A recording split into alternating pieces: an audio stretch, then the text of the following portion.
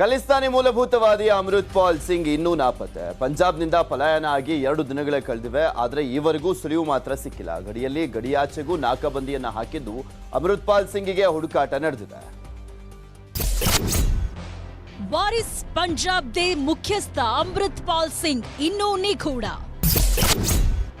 ಜಲಂಧರ್ನಲ್ಲಿ ಖಾಕಿ ಕಾವಲು, ಪೊಲೀಸರ ನಾಕಾಬಂದಿ.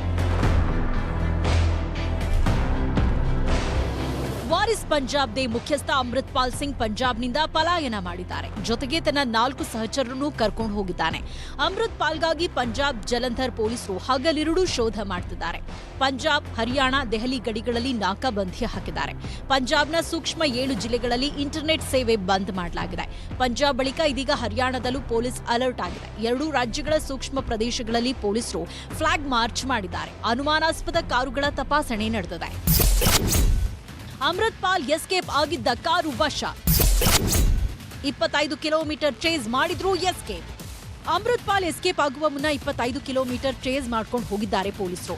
ಇದನ್ನ ಕಂಡೆ ಅಮೃತ್ ಪಾಲ್ ಎಸ್ಕೇಪ್ ಆಗಿದ್ದಾನೆ ಎಂದಿದ್ದಾರೆ ಪೊಲೀಸರು. ಈ ಬೆಳವಣಿಗೆ ಬೆನ್ನಲ್ಲೇ 4 ಸಹಚರರು ಹೋಗಿದ್ರು ಎನ್ನಲಾದ ಕಾರೊಂದನ್ನ ಪೊಲೀಸರು ವಶಕ್ಕೆ ಪಡ್ಕೊಂಡಿದ್ದಾರೆ.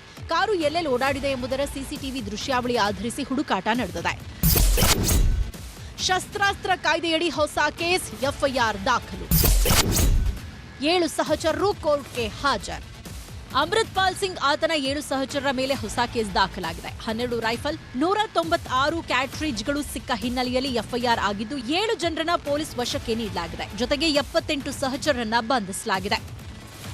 Bureau report, news 18.